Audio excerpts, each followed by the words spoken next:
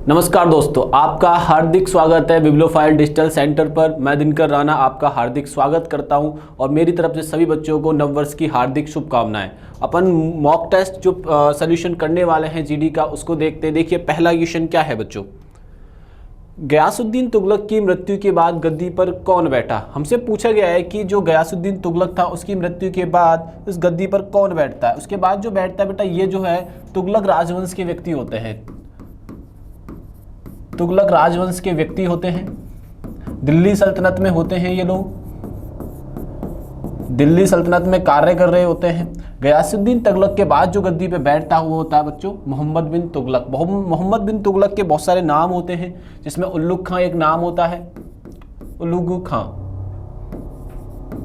इसी व्यक्ति ने दिल्ली से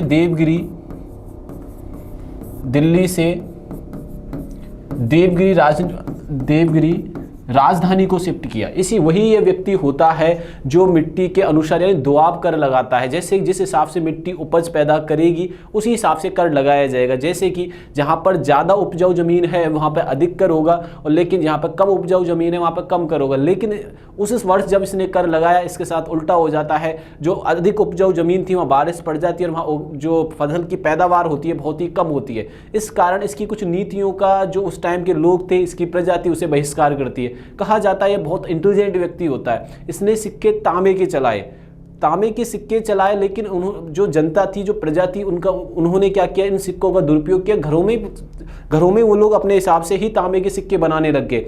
जब इस व्यक्ति को पता लगा तो इसने वापस रिवर्स करके उन सिक्कों को ओरिजिनल सिक्कों में चेंज किया। हम सारी चीजें ये देख सकते हैं। आइए दूसरा क्वेश्चन देखते हैं। दूसरा क्वेश्चन क्या है, दी पुद्दुमई पेन योजना किस राज्य द्वारा शुरू की गई थी।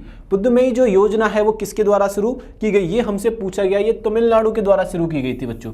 किस राज्य के द्वारा? तमिलनाडु के राज्य के द्वारा ये चालू की जाती है। इसमें क्या किया जाता है, 6 से लेकर 12th के बच्चों को शिक्षा दी जाएगी। 6 से लेकर 12 तक के बच्चों को शिक्षा दी जाएगी, और ये पर्टिकुलर बच्चों को लेकर, एजुकेशन को लेकर ये इस पर कार्य किया गया था तमिलनाडु गवर्नमेंट के द्वारा। ये बात आप लोग यहाँ से ध्यान में रखिएगा। 1989 में राष्ट्रीय ग्रामीण रोजगार कार्यक्रम को शामिल कर लिया गया था। इंदिरा गांधी आवास योजना में, ग्रामीण भूमिहीन रोजगार गारंटी योजना में, रोजगार आश्वासन, ये जो शामिल किया गया था बच्चों, जवाहर रोजगार योजना में किया गया था। ये जो योजना है ये ग्रामीण लोगों को रोजगार प्रदान करती थी। ग्रामीण लोगों को रोजगार प्रदान करती थी। ये बात आप लोग ध्यान रखना। ये राजीव गांधी के समय पर हुआ था। किसके समय पर हुआ था बच्चों? राजीव गांधी जी के जो समय पर ये सारी घटना घटित हुई थी। तो इस क्वेश्चन का आंसर हम कर देंगे डी। आइए नेक्स्ट क्वेश्चन पे चलते हैं। 24, निम्नलिखित में से विटामिन सी का सबसे बड़ा स्रोत कौन सा है। विटामिन सी जो मिलती है बच्चों, वो मिलती है अपने खट्टे खाने से। खट्टा जो खाता है उससे हमें मैक्सिमम क्या मिलता है, विटामिन सी मिलता है। नींबू, आलू, गाय का दूध और खीरा, इनमें सबसे ज्यादा खट्टा क्या है बच्चों? नींबू। तो हमारा आंसर भी क्या हो जाएगा? नींबू हो जाएगा। ये बात ध्यान रखना, खट्टे खाने से हमें विटामिन सी मिलता है। ये बात आप लोग यहाँ से ध्यान रखना, विटामिन सी। ठीक है, आइए नेक्स्ट क्वेश्चन पे चलते हैं। बैटरी में किस प्रकार का ऊर्जा रूपांतरण होता है। बैटरी में जो ऊर्जा रूपांतरण होता है, रासायनिक ऊर्जा का प्रकाश ऊर्जा में नहीं होता बच्चों। रासायनिक ऊर्जा का विद्युत ऊर्जा में संचारण होता है या रूपांतरण होता है। तो ये बात आप लोग यहाँ से ध्यान रखिएगा। और आपको बताना है कि लिथियम के लिए किस वैज्ञानिक को नोबेल से सम्मानित किया गया था। लिथियम बैटरी के लिए किस वैज्ञानिक को सम्मानित किया गया था बच्चों। ये बात आप लोग यहां से ध्यान में रखिएगा। नेक्स्ट क्वेश्चन चलते हैं।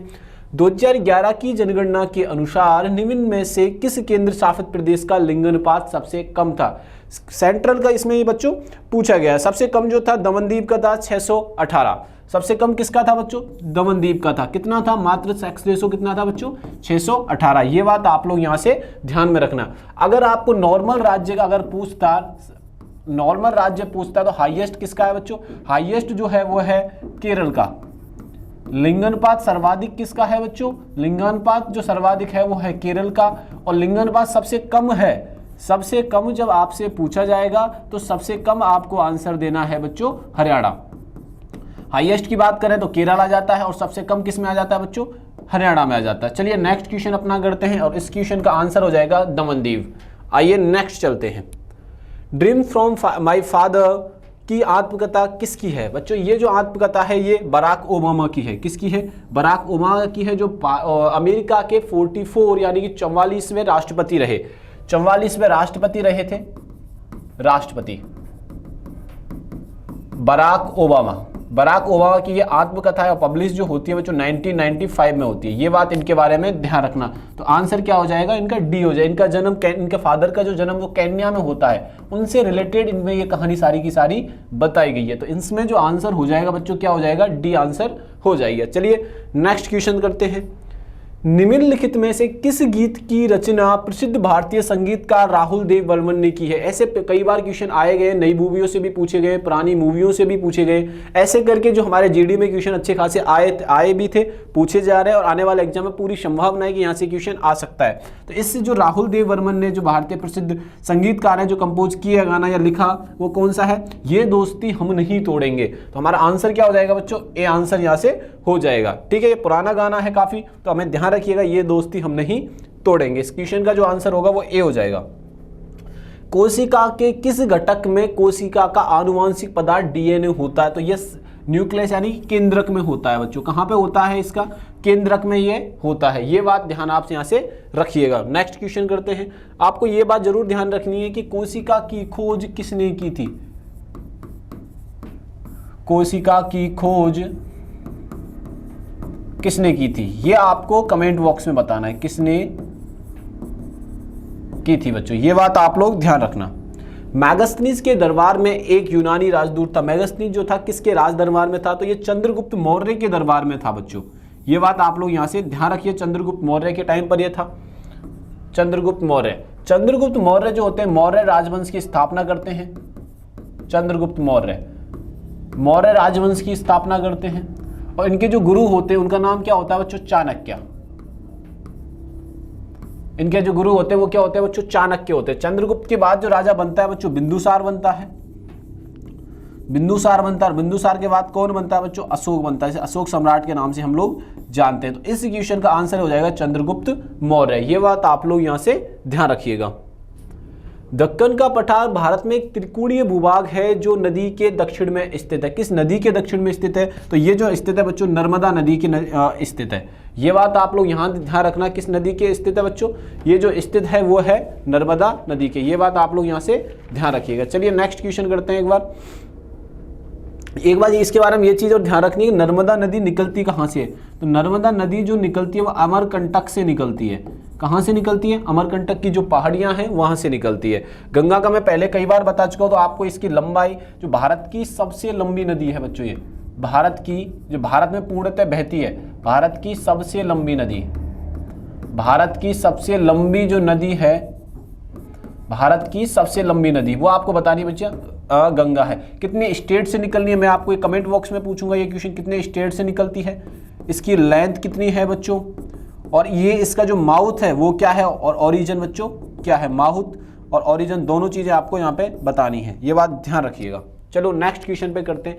भारत में पहला उच्च न्यायालय सन में स्थापित किया गया था। भारत में जो पहला उच्च न्यायालय स्थापित किया जाता है वो कोलकाता के अंदर 1862 में किया जाता है। 1862 में पहली स्थापना बच्चों की गई थी। पहली बार जो स्थापना हुई थी उच्च न्यायालय की, पहली बार स्थापना उच्च न्यायालय की कहां पे की जाती है बच्चों, ये कोलकाता में की जाती है। और कब की जाती है बच्चों, 1862 में की जाती है। ये बात आप लोग यहां से ध्यान में रखिएगा।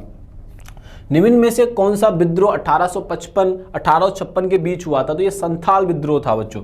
कौन सा विद्रोह था, संथाल विद्रोह था। ये बात ध्यान रखिएगा, संथाल विद्रोह होता है 1855 से लेकर 1856 को लेकर। ये तेल और नमक के बदले आदिवासियों को कर्जदार बनाया गया था।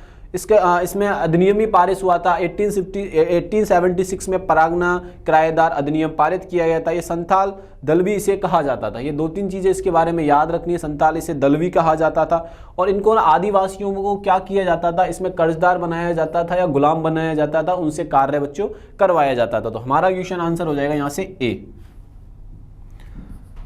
वैशाखी प्राचीन कृषि उत्सव है और किस महीने में मनाया जाता है। ये जो महीने में मनाया जाता है बच्चों, अप्रैल महीने में मनाया जाता है। किस में मनाया जाता है बच्चों, अप्रैल महीने में मनाया जाता है। इसकी डेट भी रहती है 14 अप्रैल।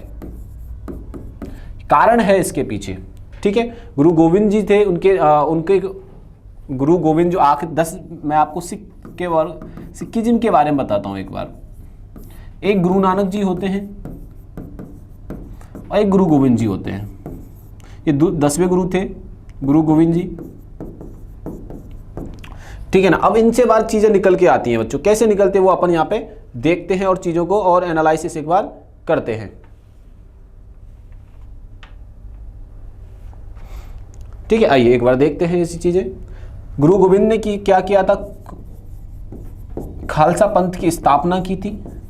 कब की थी बच्चों? 14 अप्रैल 1699 में। पहले जो गुरु होते हैं वो गुरु नानक होते हैं। आखिरी गुरु 10वें गुरु जिन्हें जानते हैं हम गुरु गोविंद जी होते हैं, जिन्होंने खालसा पंथ की स्थापना 14 अप्रैल 69 को की थी। तो हमारा आंसर भी क्या हो जाएगा बच्चों? अप्रैल हो जाएगा। लियोनेल मेसी खेल के एक प्रसिद्ध खिलाड़ी है। लियोनेल मेसी जो है फुटबॉल से संबंधित है बच्चों, बहुत बड़े खिलाड़ी हैं, फुटबॉल से संबंधित है। इन्होंने 2022 में जब फीफा वर्ल्ड कप होता है, अर्जेंटीना के रहने वाले हैं और अर्जेंटीना को इन्होंने क्या जिताया था बच्चों? फीफा वर्ल्ड कप जिताया था। 2022 में फीफा वर्ल्ड कप हुआ था, उनको एक महत्वपूर्ण योगदान था अर्जेंटीना को फीफा वर्ल्ड कप जिताने में। किसका बच्चों? लियोनेल मेसी का। लियोनेल मेसी के बराबर या उनसे उनके कंपैरिजन पैरेलल जो खिलाड़ी हैं लियोनेल मेसी के अलावा एक और है क्रिस्टियानो रोनाल्डो। रोनाल्डो भी किस खेल से संबंधित है बच्चों? रोनाल्डो है फुटबॉल से। ये बात आप लोग यहाँ से ध्यान में रखिएगा। दोनों जो प्लेयर्स हैं महान प्लेयर हैं फुटबॉल के। जैसे क्रिकेट की जब बात करते हैं तो विराट कोहली नाम आता है, रोहित शर्मा, सचिन तेंदुलकर, वीरेंद्र सहवाग, ऐसे करके पॉपुलर खिलाड़ी हैं। लियोनेल मेसी ये अर्जेंटीना के रहने वाले और कौन सा गेम खेलते हैं बच्चों? ये गेम खेलते हैं फुटबॉल। आगे क्वेश्चन देखते हैं, रामप्पा मंदिर किस देवता को समर्पित है? रामप्पा जो मंदिर है ये मंदिर है भगवान शिव को समर्पित है बच्चों। किसको समर्पित है? भगवान शिव को समर्पित है। कहाँ पर है बच्चों? ये तेलंगाना में है। और तेलंगाना में है और किस राजवंश वालों ने बनवाया था? तो काकतीय राजवंश ने इस मंदिर को बच्चों बनवाया था। ये बात आप लोग यहाँ से ध्यान रखिएगा। नेक्स्ट क्वेश्चन करते हैं, निम्नलिखित में से किस अनुच्छेद में सार्वजनिक क्षेत्र रोजगार संबंधित मामलों को अवसर की समानता का उल्लेख है बच्चों? तो ये आर्टिकल 70 नहीं, अस्पृश्यता तो होता है ये 16 आंसर हो जाएगा। कौन सा आंसर हो जाएगा बच्चों? 16 हमारा आंसर यहाँ पर हो जाएगा। चलिए नेक्स्ट क्वेश्चन पे अपन चलते हैं। ये करंट अफेयर से रिलेटेड क्वेश्चन है। अमेलिया केर ने अक्टूबर 2024 के लिए ICC player of the month का पुरस्कार जीता, वो किस देश से है? तो ये है न्यूजीलैंड से बच्चों। वुमेन्स हैं, ये बात ध्यान रखने, वुमेन्स क्रिकेटर हैं। 31वीं एशिया प्रशांत आर्थिक सहयोग आर्थिक नेताओं की बैठक की मेजबानी किस देश ने की है? तो वो की है बच्चों पेरू ने। वो किसने की है बच्चों? पेरू ने की है, ठीक है। आओ नेक्स्ट क्वेश्चन करते हैं। हमारे सेशन का लास्ट एंड फाइनल क्वेश्चन है जीडी का। भारतीय खो खो महासंघ और अंतर्राष्ट्रीय खो खो महासंघ ने घोषणा की है कि उद्घाटन खो खो विश्व कप 2025 किस देश में होगा? भारत में होगा। खो खो वर्ल्ड कप का जो समायोजन है, जो आयोजन है, वो कहाँ पर होगा बच्चों? इंडिया में होगा। ऐसे करके हमने 20 क्वेश्चन देखे। फैक्चुअल थोड़ा कम था, डाटाकल क्वेश्चन ज़्यादा थे। तो अपन को ये लगातार देखनी है वीडियोज़, और वीडियो को लाइक एंड शेयर करना है, चैनल को सब्सक्राइब करना है। थैंक यू, धन्यवाद।